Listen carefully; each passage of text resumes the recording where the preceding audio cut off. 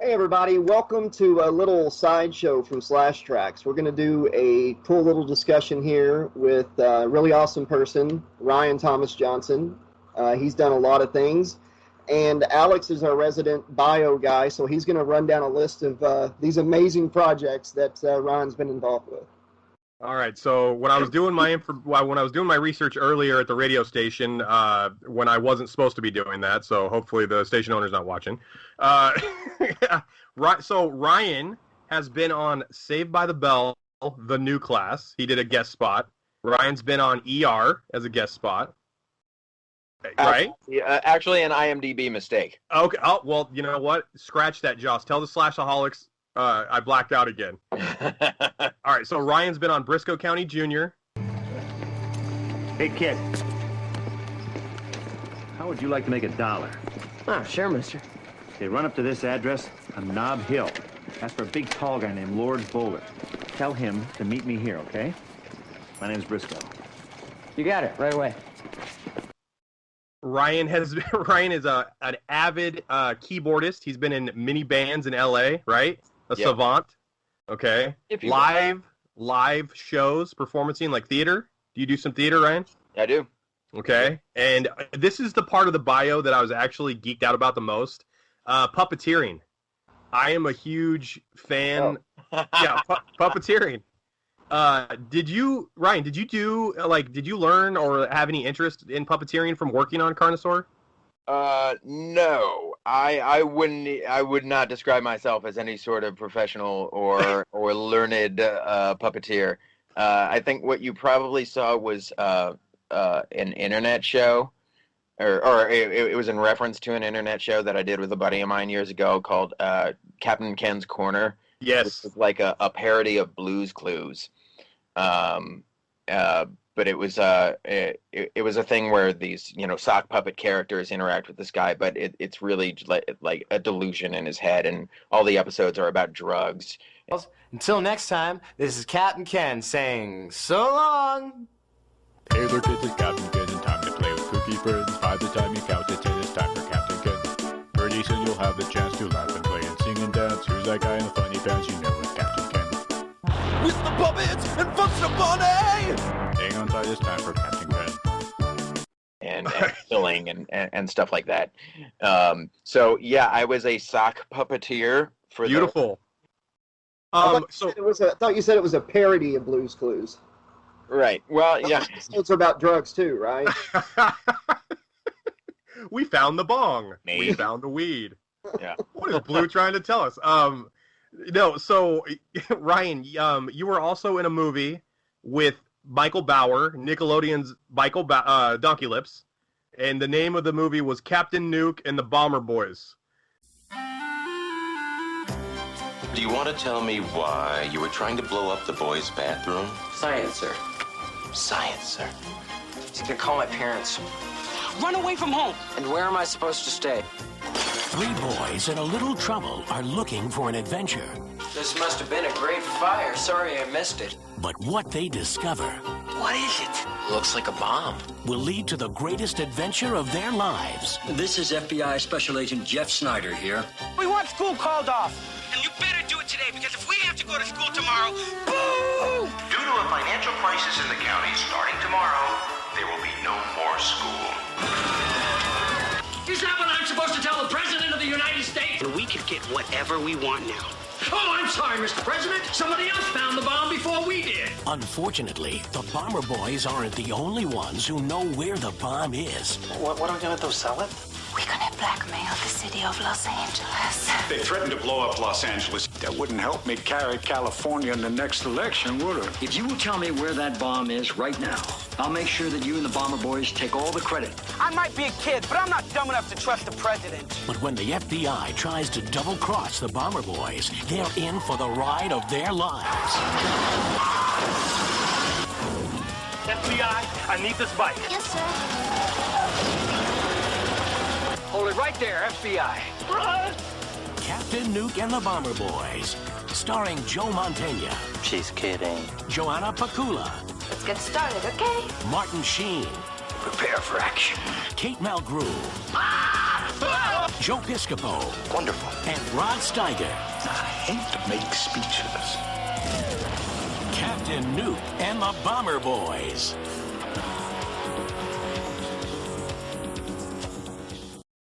Yes. You now on the poster, you're riding a nuclear missile, an H bomb. But you were in that movie with some seriously famous people. I'm serious. Yeah.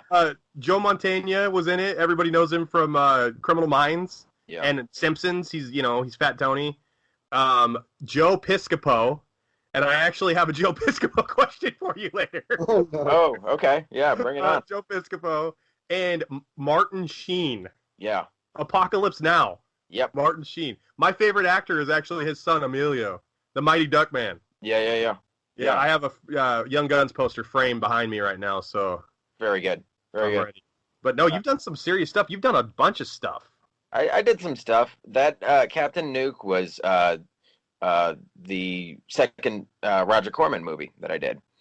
And it was like their 300th movie, or so, it was like 100th movie, so they decided they were going to spend some more money on it, which is why they got all these great names. Also in there was Rod Steiger, Kate Mulgrew. It was actually a lot of really great actors while they were in between better paying gigs. So it was like a few years before West Wing, a few years before Star for Kate Mulgrew, you know. But it gave me an opportunity to spend a month hanging out with those people and having an awesome time. Martin Sheen was one of the coolest people you could ever meet. I gotta ask, when you were on the set of Carnosaur 2, because you were like, come on. I mean, I gotta ask these questions because actually, Alex doesn't know this. I used to like Carnosaur 2 was like my go-to monster movie back when I was a kid, checking out movies. So I love Carnosaur movies. I was writing stories. I was writing sequels to Carnosaur in like my 6th and 7th grade classes. Fan fiction for Carnosaur. Fan fiction. Yeah, one I had a helicopter with an ejector seat, and my teacher's like, well, wait a second. Wouldn't that just like rip you to shreds, you know? So I had to like change it to a side ejection seat. I was just trying to think of cool ideas, and anyways, Rick Dean. Yeah. He did Carnosaur 2 and Carnosaur 3, which Alex hasn't been privy to part 3 yet. Neither have I. I've never seen it. It's you have. If you've seen Carnosaur 2, like half the movie is reused footage. Ah, there you go. Yeah, you're actually the star of part 3. Did you not know that? Mysteriously, I've not been paid. Rick Dean, though, I got to ask, man. Yeah. Was he a pretty cool dude? Oh, he was great. I heard he passed. Yeah, he did. I read about that too, of course, years later. But he was great, and I mean, you just mentioned 2 of the movies he did for that studio. He was doing another one in the same studio while we were shooting Carnosaur. Like he'd go over to the studio across the hall and film something, and then come back over and shoot a scene with us. But he did like I don't even know how many titles he had with that place. He did a ton of them. I thought he had great star power. You know, like I think he could have. I don't understand why he was never bigger, because he has such a great personality and stuff. And I was just wondering if his characters, or if he's like the same Offset. You know, if he was just like that fun of a guy, because he just seems you got to like learn from and stuff. So. Yeah, he had a sort of I don't know what you would describe it, a sort of rascal demeanor about him, but he was awesome. He was just like a ton of fun and a lot of laughs, and he was I remember that he was a very dedicated painter too. He did a lot of like abstract painting and would show up to the set with like just a bunch of canvases and like a little bucket of paint, and whenever there was any downtime, he was in there whacking away at a canvas. He was great. He was great. Yeah, he seemed like it. You'll see in part 3, Alex. He plays I guess it's kind of like if Monk was in the military in the 3rd one. He's like wiping off the dinosaur eggs before he like does battle with them. Is that what you're saying? He's got OCD? No. Pretty bad, or? No, he's literally a character in the military. Okay. But go ahead, Alex, if you had a question. Oh, I was going to say, so Ryan, when we were watching the movie, You're the star, you're the hero, and you actually detonate the bomb that destroys the facility at the end of the film. Okay, why is there a countdown throughout the end of the scene where it's gonna self-destruct, but you actually have to detonate it? The remote. Yeah, that's what it is. Okay, that helicopter's still flying low, too. I'm starting to think they didn't get permission to fly in certain airspace. Yeah, that was only 7 minutes ago when that started, sure. Yucca Mountain Network Community. 1. Yeah? Okay, why did he have to hit a remote if there was a countdown? That's exactly what I just thought. I was like, what's the point? So he's supposed to be, like, it's a reminder to hit the button. Your guess is as good as mine, sir. You know why? Because it builds tension to the end. Okay. You know what? That's the sort of thing, like, I didn't even think about it at the time, and then later on, there's literally no reason for it. The whole idea is that there's going to be a nuclear meltdown, and we got to get out of here. Yes. Why plant dynamite at all? Right. If we're don't need it. If we're looking at a nuclear meltdown and we want to get rid of dinosaurs, just let them burn up in radiation. Why? I don't know.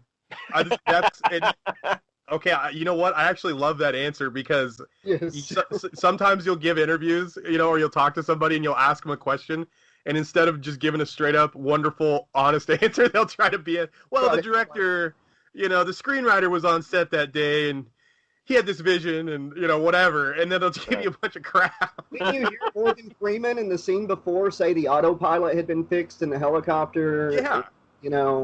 That's how they survived the blast. Sure. Yeah. It was all there. I have to send him a clip or timestamp it for him. But there was one scene in Carnosaur 2 where the Raptors or Deinonychus or whatever they're supposed to be trigger one of the dynamite, trap things, the tripwires, and he didn't cut away to that, so it looks like the room that you're all sitting in just goes up in an explosion. Yeah, you guys are dead. You're just all dead. You little scamp, Jesse. Good job. You just blew up. Wait a second. They didn't cut away there, so it looked like that room blew up. Oops. Sitting there talking to him, and it's like, boom! Yeah. Jesse's talking about his backpack with the Dodgers patch on the back, and that's it. That's the end, dude. He's dead. That's how you and the main guy bonded, then Dodgers, man. That's it. 45-minute long movie. You're done. I was gonna. No, the other question I had was in the opening scene when they introduce your character, and you're kind of you're almost like the Artful Dodger almost in your personality. You're get that scamp over here. He's a hacker. Oh God, he's trying to drive the forklift. So now, was OSHA on set, Ryan, when you were operating the forklift? I did get a training session for 15 minutes. Booyah! Show me how to properly operate a forklift. Hell yeah! When I started to become an adult, you know when you're first, you're a teenager and you're looking for your first job or something. Yeah. Well, I had no, of course, skills or experience when I was looking for my first job, but I would still put on my resume that I knew how to drive a forklift. Hell yeah! Just because of my 15-minute training session, and I was hoping that it was going to get me somewhere towards employment. You got video proof, man. Yeah, look at me. There I am, driving a forklift. How many of your workers at that factory have taken down a Tyrannosaurus Rex with the forklift? Okay? Exactly. I know one guy. Yeah, his name's Ryan. Okay. I'm a capable person. A little trivia for you. You probably already know this. Alex didn't know it. Cliff D. Young, or Cliff Day Young, I don't know how it's pronounced. He played Brad Majors in a sequel to the Rocky Horror Picture Show. Oh, yeah. So you didn't know that. Okay. I didn't know if he talked about that, if he admitted to that movie, but I like it. I'm a huge fan of Rocky Horror, so. Yeah, what's the name of that movie? I'm blanking on the name right now. Shock Treatment. Shock Treatment. Right. No, he was actually he was a musician. He was a singer in a band for some time. And I would talk about music occasionally with him. He turned me on to like some contemporary composers. He turned me on to like Steve Reich and stuff like that. Yeah. He was he did a duet with himself in that movie, Alex, and yeah, I'm not kidding. He played twins, and he did a duet with himself. Wow, that had to be interesting. I've never seen that film anywhere. I've never even seen it on the DVD, in Blockbuster back in the day. Never. It would have been a bigger deal, but like there was a strike going on in like 81, I think, when the movie came out, and they had to like really shrink their budget and change everything up. But it's not bad. It just didn't get coverage. Nobody really knew about it. It's a more of a cult thing now than it ever was back then, as far as fame goes. I gotta ask, how did you get the role? Because I mean, this is like the starring role. Audition for it. Just audition. Yeah, I mean, I'd been auditioning for years, and had auditioned for the casting director for this studio a lot because, of course, this was a very busy place at that time. They were knocking out like 3 pictures a month for a while, and keep in mind this is an era where they're shooting everything on 35 millimeters, so it wasn't as the Asylum will do that in a week these days, but it was a lot longer process, and they just did a lot of movies. So Corbin did some good stuff with what he had, because that's probably why there's a lot of stock reused footage. The budget and stuff, but he did good workarounds on it. The only time in the sequel that I laughed about it, reused footage, and I've told Alex about this. I can't wait for him to see it. The main female lead in that movie, Carnosaur 2, the one that had like the black the black suit on with like the silver suspenders. Her death scene gets reused in Carnosaur 3 and in Raptor, and it does. And she doesn't even match the actress that's getting killed. Like, not even, like, one's wearing white or something, and then it cuts to her getting her arm ripped off. Yeah. But yeah, your forklift thing gets reused a couple times. So. Oh, it does. Yeah. No idea. Yeah. Alex, actually sit around and watch 3 and Raptor at some point. Hey, man, Ryan, you should be on the show and just watch it with us for the first time. We could be Raptor virgins together. No, yeah, you proposed that. I don't know if I could bring myself to it. I don't know if I have the mental bandwidth at this point. Ryan, I was gonna ask you, like, when we watched it last weekend, the first question I had in my head was every helicopter scene. The choppers are flying about 1.5 feet off the ground. Now, what was that? Was that a director's decision, or was that just you guys didn't have permits to get above 3 to 4 feet in the air? I mean, they had a helicopter there, but I don't think we had one. We shot in 2 locations. We were at the studio, and then we shot at a hydroelectric plant at a Lake Castaic, which is about an hour and a half north of here. And I think it's probably a permitting thing. They were able to get the helicopter there, but they weren't able to. There was no point in taking it anywhere else. Yeah. I think in like the last sequence where we go and we fly away, we went maybe like 20 feet and then came right back. That was about the extent of it. But yeah, what you're seeing is us just going down. The director's like, that is some good shit. That is 2 feet in the air, baby. Roll it. Cut. Print that shit. We're printing money, guys. I would love to see behind the scenes of all of Corbin's projects one day. That would be a lot of fun to see how it gets done. Like the helicopter crash, Alex. Where it looks like that helicopter crash looked like when my mom. I wanted a remote control airplane really bad when I was like 8. So my mom was like, "Listen, I don't trust you with a red wiffle ball bat, So why am I going to get you an actual, remote control airplane?" So what she did was got me one of the ones from Kmart on a string. Yeah. So I immediately destroyed that thing the first day. Yep.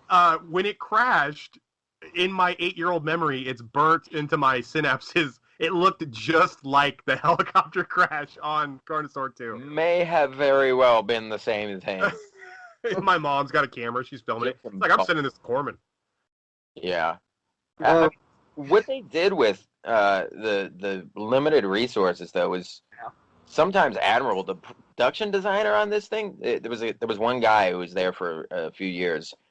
If you were able to see like close up some of the sets and what he was able to hack together with crap that he found at Home Depot, it was pretty amazing. Oh, we're not, yeah, like, totally. Corbin, like, his movies, the people that helped him put his movies together, they work miracles, man, for the budget they have. It's pretty cool. Like in this one, if you see that there's like that computer control room where a lot of the action takes place. The big screen. Put it on the big screen. That's exactly what I was going to say. And it's just like a car seat in the middle of the room with a bunch of Christmas lights on it and like computer parts attached to it. And like all that computer array type stuff is like Christmas lights in like pegboard. There was a little staircase where he just had plexiglass and some like pipe insulation for the handle rail. But if you're back a few feet and you're looking at it through the camera, it's like that actually looks good, you know? I was impressed. I remember being really impressed by him and what he was able to pull together in with no time and no budget. Yeah, totally. The opening scene when what it reminded me of was the boiler room in Nightmare on Elm Street, and even the tone and the music, because you said you guys filmed in like an electrical, like what was the one of the locations? It was like a plant or something? Yeah, it was a Lake Castaic hydroelectric plant. So. Okay. Well, Josh, that explains it then, because, Fred Krueger worked at a steel plant or whatever. And I swear to you, that's the vibe. That's what it looks like. Yeah. Even the scene with the stuff hanging down. Yeah. Yeah. Mm-hmm. It was like this plant and most of it, all that industrial type stuff that you saw was, we were like 10 stories underground. For real? Yeah. We were like 10 stories underground. It was like the main industrial looking type stuff. I don't even know all of what went on down there, but you can take an elevator down there and go shoot for the day. It can be kind of claustrophobic doing that, being that far out. There's one stupid shot you'll see in this. One? No, I'm just kidding. Yeah, only one. There was one where they show me like get on a ladder and I'm like climbing towards the surface. Yep. And the guy who wrote the screenplay was the second unit director, and they shine like this very bright light up this ladder that goes to the surface, and we're like 10 stories underground. And he says, "Okay, just climb up until we can't see you anymore." And so I climbed up to a certain degree, and then I was like, "Okay, I'm done. Like, I'm scared now, and I'm not going to do this anymore." And he said, "But we can still see you." So I said, "Well, let's figure something out." And so another guy, so he took it, and he was like, "Okay, I'll climb up the rest of the way." And he got to a certain point, and he was like, "All right, yeah, I'm done too." And then another guy. So you'll see like some crossfade there where it's like 3 different butts going up this ladder. Oh, here comes our first reuse footage coming up soon. Okay. Or maybe it's after this when I think they use some of the footage first. But a lot of stuff, that time lapse made him look like Flash. Oh, the surface. Alex, I told you we should have paid attention to the butts more. I mean... Oh, yeah. How dare I look at the girl with the suspenders instead of, Ryan's third, stunt double going up the ladder. I apologize. The whole Carnosaur Part 1 ended with them taking a picture of the dead guy's butt. We should have known. Hey, they really don't light this guy on fire and then take a picture of his butt and run out and the credits roll. That's how Carnosaur 1 ends. But yeah, how it ends. That's how it ends. Well, they light him on fire, take a picture of his butt, and then it shows the Mad Magazine dude on the wall burning, and then the credits roll inside the burnt poster. It's truly awful. Carnosaur 1, I'm not saying this because you were in it. Carnosaur 2 is far better than Carnosaur 1. Carnosaur 2 is like a popcorn flick. It's like you don't really have to. it's faster paced and the cuts are better. It's just a better made movie. Carnosaur 1 is terrible. When that lady started having a dinosaur baby out of an egg and she's like giving birth and she's doing like Lamaze class by herself, I totally was like, this is the shittiest movie I've ever seen. Worse than Ghoulies almost, Josh. Ghoulies almost, yeah. Ghoulies, Troll 2, Carnosaur 1. Those are the movies. Ghoulies is sacred to someone. Well, every time we say Ghoulies, this narrator from and there he goes.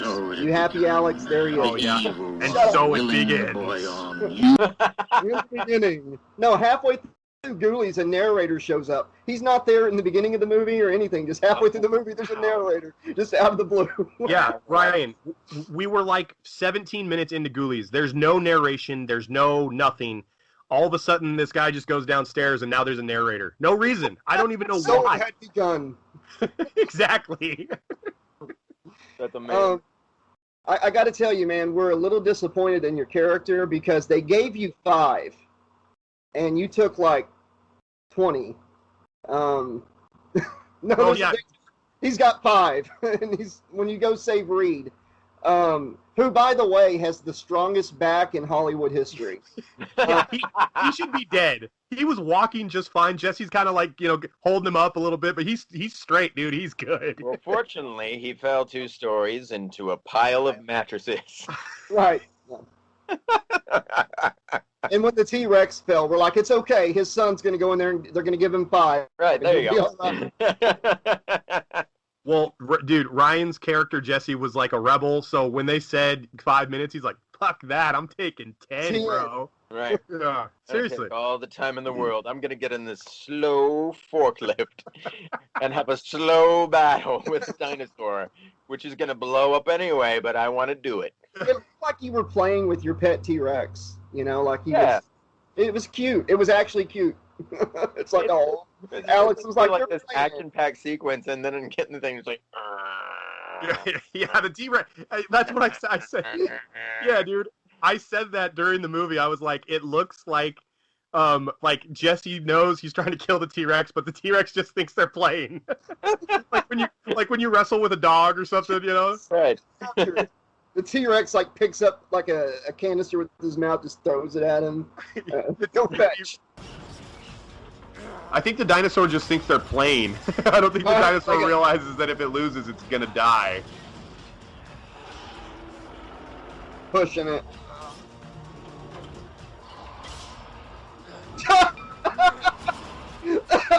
Oh God! That dinosaur just straight up threw a canister at him. Yeah, that was all of Freddy versus Jason. Man, the torpedoes. T-Rex had no idea if Jesse wins, the T-Rex is actually going to die. Right, yeah. He thinks he's going to get a treat. Now, I didn't know about the Saved by the Bell thing, the new class. That exists.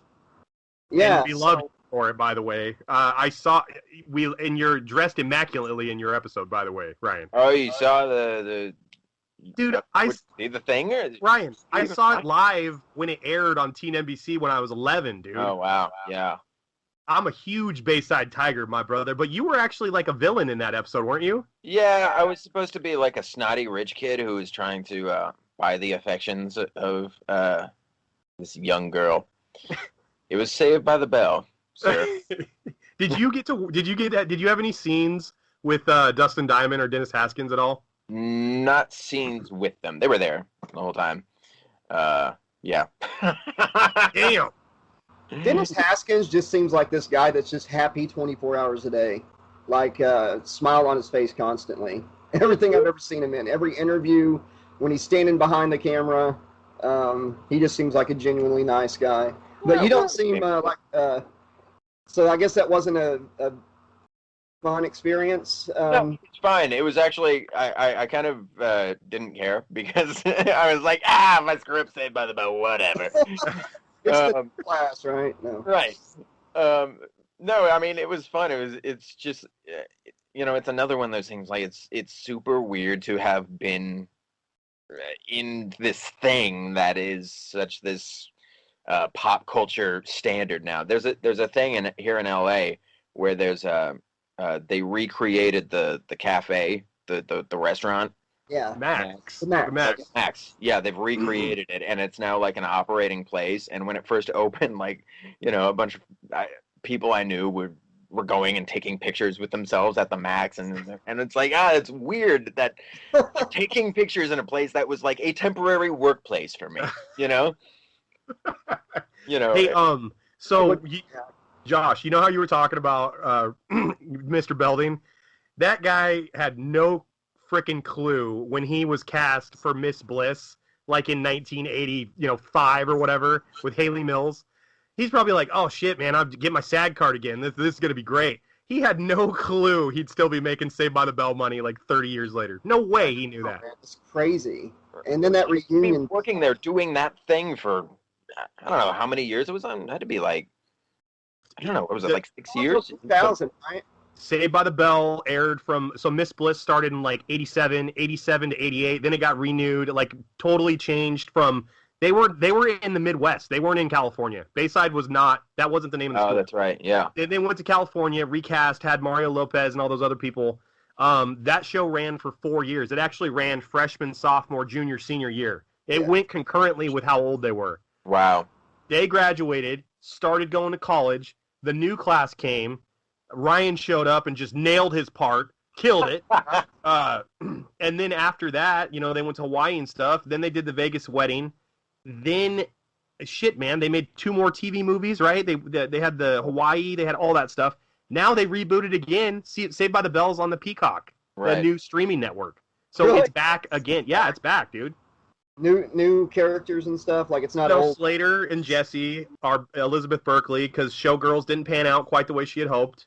And they're back at Bayside, baby. And Mark Paul Gosselaar's on a competing network, actually doing highbrow.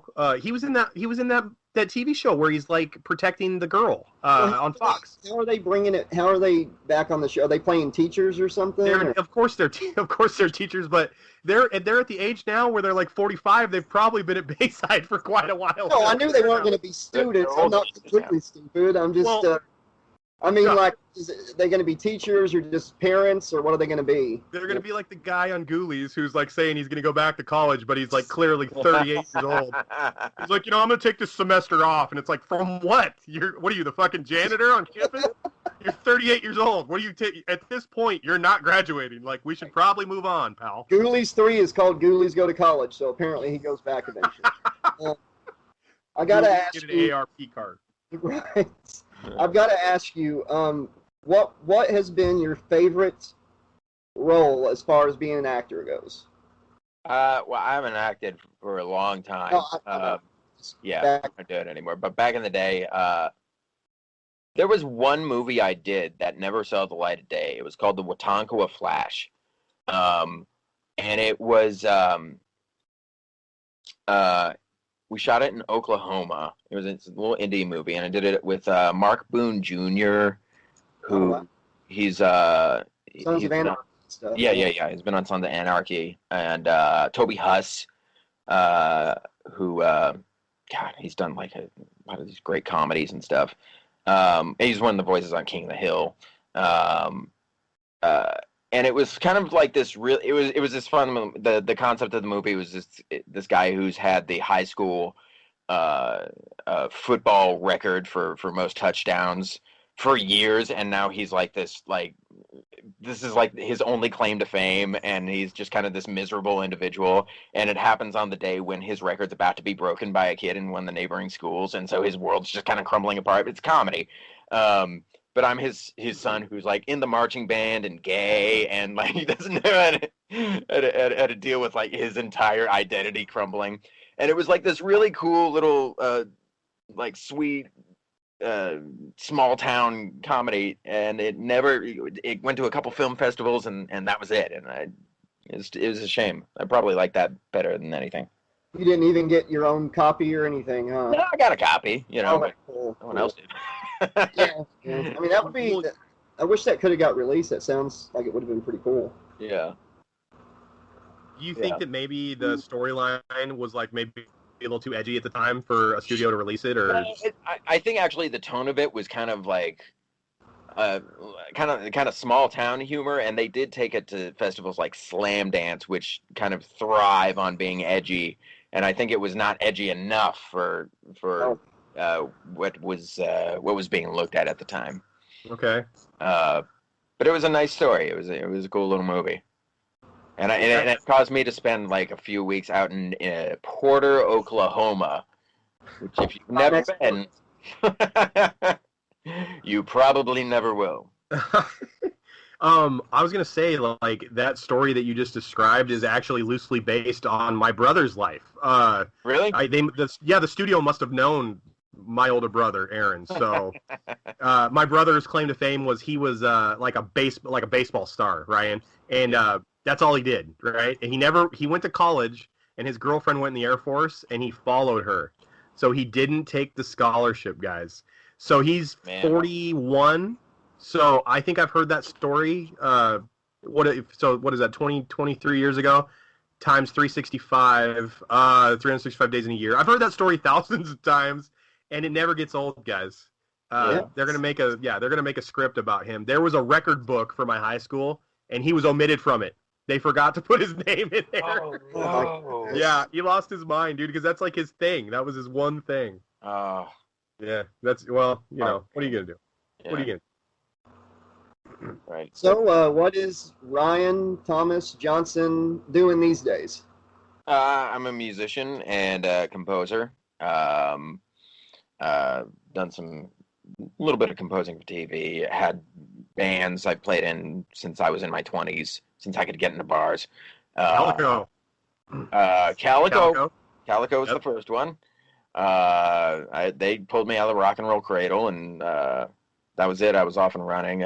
For years, my baby project was Uber Band, which was just an opportunity for me and friends to be nutballs as much as we could. I'd paint myself and run around in underwear, and we'd do like these prog rock punk things and just create as much chaos as we could. I painted myself and ran around in underwear too, but that was because I was a pro wrestler. 10 years. I really was, but Were you a pro wrestler? Yeah, I was a pro wrestler for 10 years, yeah. No, for 10 years? That's like a portion of your life. Yeah, I ended up, a rookie broke my back botching a move and ended it for me. Whoa. Yeah. Sorry to hear that. What was your name? What was your stage name? Alex doesn't know this, but I started out as Flash LaRue, and I had lightning bolts painted on my eyes, and my own hometown booed me. So a metaphor somewhere. So I became VIP Victor Ivan Price, a hill, and that just evolved into VIP Josh LaRue, just a stuck-up, better-than-you hill, like a Shawn Michaels, Ric Flairish type thing. Nice. But yeah, it was fun, man. You said put on underwear and run around with face paint, and I automatically went to pro wrestling. So I'm sorry about that. I didn't mean to throw that in there, but no, that's all right. You're like, yeah, I've had my hour of freedom too. Ryan used to have the Money in the Bank briefcase back in the day, dude. He was gonna cash it in on you, VIP. I had a couple belts. I had a $1 million type belt. It's called the VIP Championship. Like the $1 Million Man had his own belt. Yeah, nice. But yeah, I saw something about voiceover work or something like that. Yeah, that's the only thing I still do. I do some voiceover work, commercial type stuff. Up until Pandora recently got bought out by Sirius, I was one of their commercial voices, so I just did a ton of stuff for them, and a lot of commercial stuff. Awesome, man. Yeah, and I've composed a musical recently. That's the thing that I've been busy with the past couple of years.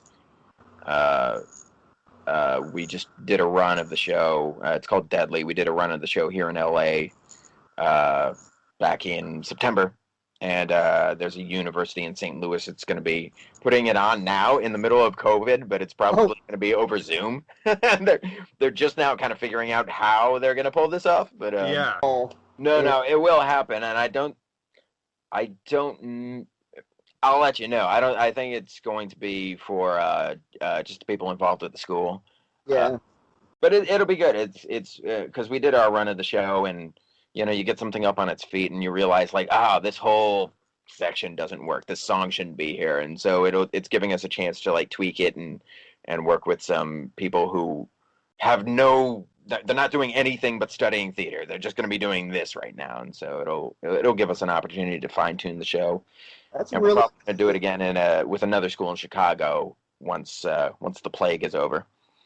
That is really awesome that they're doing that with your play. Can you tell us about the story? Yeah. You guys follow like true crime serial killer stuff at all? Yeah, I actually listened to. I went to sleep last night to a Ted Bundy documentary, and I like woke up and like, what the hell? Right. Nightly, seriously. Yeah. I'm the same way. So if you ever heard of H.H. Holmes? Oh yeah, one of the first serial killers ever. Yeah. Right. So this playwright who I'd worked with before on another project said, I want to write a show about the crimes of H.H. Holmes, and I think I want it to be a musical. And I am not much of a musical theater buff, but I was like, oh, okay, I can't say no to that. We discovered what appeared to be the forearm of a human being. Some say we were just victims. Some say we were from her husband's wheel.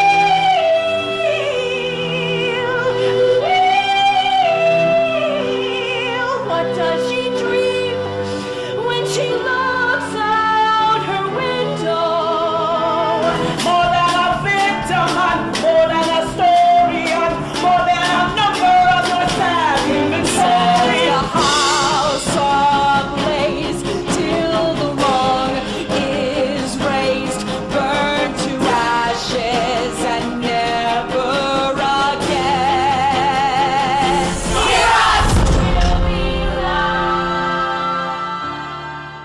Yeah. So it's a show about them, but it kind of takes more of the voice of like the women he murdered, and gives you a glimpse into why they went to Chicago in the first place and why they wanted to see the World's Fair and whatnot. But tracing through his crimes and actually killing them, and so a lot of the songs are apocalyptic and very very dark and choral, and so it's called Deadly, and it's about that. That's like, it ticked off everything like I'm looking for in a musical. So Me too. Me too. Actually, that sounds amazing, man. I was gonna say true crime, and I may be the only straight former athlete, Fox Sports radio guy that like avidly loves musicals. I actually watched Grease 2 the other day with Michelle Pfeiffer. Like recently, I've encountered all these people who are like, I love Grease 2. It's making a comeback. Yeah, Grease 2 is actually not as bad as you think it is. I rewatched it and I was like, you know what? Like it's not. Adrian Zemed is good. Michelle Pfeiffer's good. She's not much of a singer, but she nails the dance numbers. It's a good movie, man. It's not bad. Word again. Grease is the word. You know what I think they did? I think, Grease 1 came out in like 1977, and right. I think they waited just a little bit too long, because by the time the sequel came out, it was like 1983. Right. They kind of waited. They should have released that in like 1979 or 1980. I think it would have had a totally different reception, to be honest with you. There was still that 50s nostalgia that carried the whole 70s, and by the time the 80s showed up, they were like, well... Yeah, New Wave took over, Right. As soon as Depeche Mode was on the scene, Grease 2 never had a chance. They were screwed. That's sequence of events, yep. You're sitting here bragging on Grease 2. Back in 2013, when my kids were little, we saw Shrek the Musical on Netflix. Uh-huh. So I put it on for them, and I'm sitting there watching it for them. 20 minutes into it, I look over, and my son's already got bored. He's over there playing Xbox. Then my daughter leaves, and I was sitting there watching the whole thing, man. It was actually a pretty entertaining musical. Was it good? Yeah, it was actually pretty good. A lot of humor in there that goes over kids' heads. Yeah. It's pretty cool. It's a pretty cool story, the way they play it out.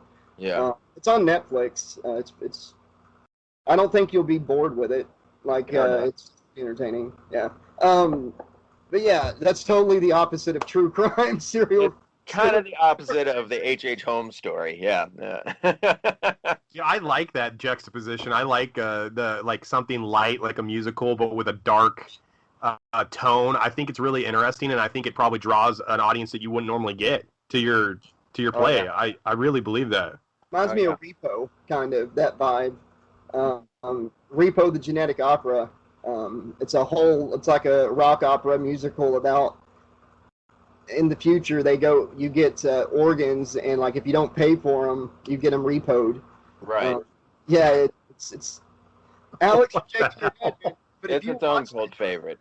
It's good. You would like. You should check it out. I have not yet checked it out. I remember when it was just a theater show here in Hollywood. It started here, and it's become kind of a cult classic since. Every time they would do a performance of it, they would add something to it, and it ended up becoming big enough, and they went and made the guy that made Saw, the first couple Saw movies. Yeah. The guy that made Saw is actually one of the guys in the room. He's the one who is the PI, who's like doing the undercover work. He's the guy who wrote the script. Cool. I just, because I'm a huge nerd and I watched the whole making of featurette like the other night, so I was like, shit, man, this guy, I guess they wrote that script in like 3 days or something, like 3-4 days. Yeah, it was, and hey, they caught lightning in a bottle with that. For sure. One quick question, because this is Slash Trax. What is your all-time favorite B horror movie? My all-time favorite B horror movie? Like straight to video, VHS, bottom shelf. God, I don't know. I mean, I like cult movies. I my education of a lot of them was watching like Mystery Science Theater and. Oh yeah. So Hands of Fate and. I love. Oh, you know what? You know what? A subgenre I just learned about. There was this cultish. All right. So I just learned there was a movie called Van Nuys Boulevard. And so I live in Van Nuys, which is the suburb of LA that's so unremarkable you would never ever create anything, much less a movie about it. But I saw there was a movie called Van Nuys Boulevard because in the 70s when people were tricking out their vans, there was a little surge of movies that wanted to exploit that, and it's vansploitation. You can find vansploitation movies, and Van Nuys Boulevard is where they went cruising. And so this whole movie centers around the idea that Van Nuys Boulevard is the most exciting fucking place in the universe. And so I'm like, I have to own this movie. What the hell is what's the central plot though? Like what is it? People they're taking their vans cruising and they get into hijinks and people end up naked and et cetera, et cetera. I'll tell you about another one of my. That always happens. Actually, I'll promote this because it's from my hometown. I grew up in San Jose, California, but right on the border of San Jose and Milpitas. Some people have heard of San Jose because it's like Silicon Valley, but Milpitas no one's ever heard of. There was a movie made called The Milpitas Monster, and it is the result of a high school photography teacher who decided he wanted to make a movie, and so he got like his high school kids involved in this, and it took them like 5 years to actually get together, and it's about. He just couldn't get their schedules together. Right. So it was like before Silicon Valley happened, Milpitas was only known for having the city dump that worked for the whole county. So a monster grows out of the garbage, and it becomes this destroying monster. And if you watch this movie, like there are only 3 places that must have existed in the town at that time were like this one bar and the radio station and city hall and the high school. It's like there's nothing in this town. 50 feet tall, 20 tons of bestial fury on the rampage in a small American town. Explosive action. Can anything stop it? Not since King Kong has such a tale been told. The Milpitas Monster. It could only happen in Milpitas.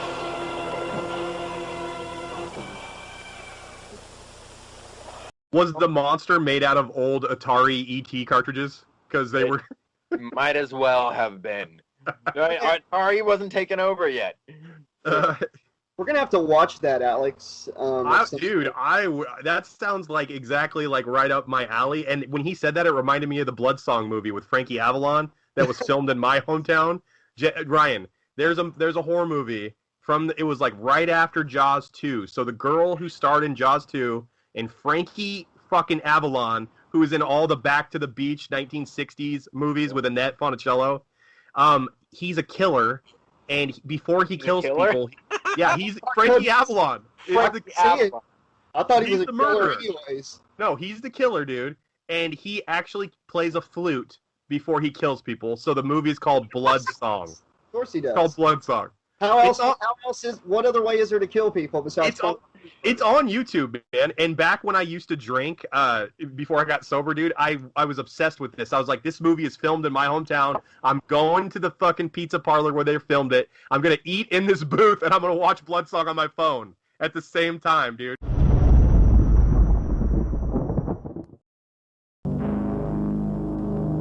I told you this place was giving me nightmares.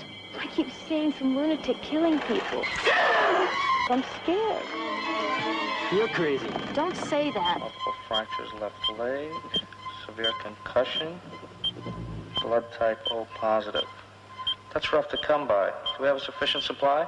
Yes, doctor. Do you think I did it on purpose? If you hadn't been so drunk and run into that car, I wouldn't be a cripple now, would I? The donor is a patient at the state mental hospital. Some guy killed one of the orderlies who escaped from the college hospital. You mean the loony bin? That's in Corvallis County, right? Out of our jurisdiction, right? Hey! Where you headed? San Francisco. Jesus Christ! You've been playing that same thing for over an hour. Don't you know anything else? I told you my daddy made this for me just before he died. You're just like all the rest. They tried to take it away from me, too. But I got it back. Hi. Hi. Where you headed? Stanford Bay. You going that far? Oh, I guess I can get you there. Hop in.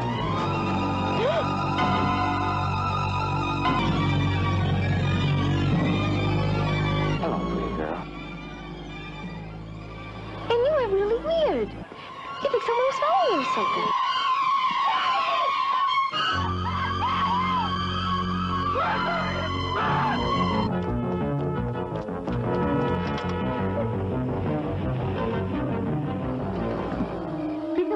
I see you.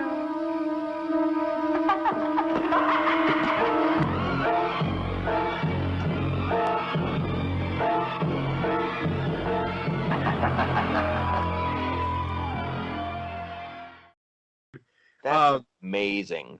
Oh, Frankie Avalon. What is your hometown? So I'm from Coos Bay, Oregon, which is like 2 hours from California. Right. It's a coastal town. Yeah. It's very it's exactly what you would think. It's a small town, coastal town. Every house looks like it needs a coat of paint. Right. Townies are everywhere. It's very unremarkable. There's not a lot of stuff going on. Right. But Frankie was there. That's amazing. And yeah, Coos Bay, of all places to choose. Steve Prefontaine is from Coos Bay, so that's like he was like a... Oh, really? Yeah, Steve Prefontaine was from Coos Bay. He's a huge, long distance running icon. Yeah. So that's basically what Coos Bay is known for, is him. And not Bloodsong, coincidentally. Unfortunately. Yeah, I know about it though, dude. And this movie is public domain, Josh. We could watch it on Slash Trax. Yeah, we'll do it. Yeah. I'm gonna put information. I'm gonna try to find information on both of these movies and put it in the description for people to check out. Find somebody to check them out. And you said yours was on YouTube. Yeah. Yeah. Bloodsong's on YouTube. And is there, if the movie that you're talking about is available anywhere? The Milpitas Monster, you can just see the trailer on it. I had to send away for a DVD, from the filmmaker. Damn. It was just like this oddity that my parents had always told me about. There was this movie, and it's the most ridiculous thing. And so I eventually went and sought it out, and one of the funny things about it is the sound effects were provided by, and I'm blanking on his name right now, is the guy who did the sound effects for Star Wars. He's like a legend in sound design, but like the movie took so long to get done that if you look up his IMDb, it's like his first credit is the Milpitas Monster, and then his second one is Star Wars. Oh, crap. Is it Ben Like, Burt? what happened? Is it Ben Burt by any chance? Ben Burt. Yeah. He does all the Pixar movies and whatnot now. He's like a genius with this stuff. It's like he started here and just skipped the whole ladder, man. Right. Star Wars. Golden Raspberry to Academy Award right there. Right. Can you get a golden raspberry though if nobody knows the movie exists? Like you can't even get nominated at that point. The award's going to Adam Sandler, just ipso facto immediately. Right? I'll just say they should give it to Batman and Robin every year. Oh my God! When they put nipples on the bat suit, I was like a car dealer. Two of the bat suits, not just Batman and Robin's. Here's a fun fact: the guy that I directed this musical that I just wrote, he directs the opening the opening ceremonies for the Razzies every year. Get the hell out of here! That's awesome. It's all my theater friends. They'll get together and they'll figure out some parody song to do, and then they'll do like a dance sequence and whatnot. It's like for the past 4 years or so, they've been doing the Razzies. That's phenomenal, man. That is the coolest thing ever. Hey, so guys, speaking of the Razzies and opening performances, I was just listening to the Joe Rogan podcast, and apparently Rob Lowe opened the Oscars in 1986. Did you guys know they used to do musical numbers to open up the Oscars back in the 80s? Yeah, so Rob Lowe apparently was the reason that they stopped doing that because his was so cringeworthy. Oh, God, I don't even remember that. I know that it was like Billy Crystal's thing every year. He would do some medley of a bunch of tunes. And so Rob Lowe apparently said that I haven't seen the video. But apparently it's awful. And he knew it was awful when they were choreographing it. But the guy who was setting up all the marks and stuff and everything he was going to do had a really nice. He did a lot of really great things, so he didn't question it. But he knew it sucked before they did it, and that's what killed it, man. We gotta look at that. We gotta see that at some point, guys. The Hollywood vampire that never ages killed the Oscars.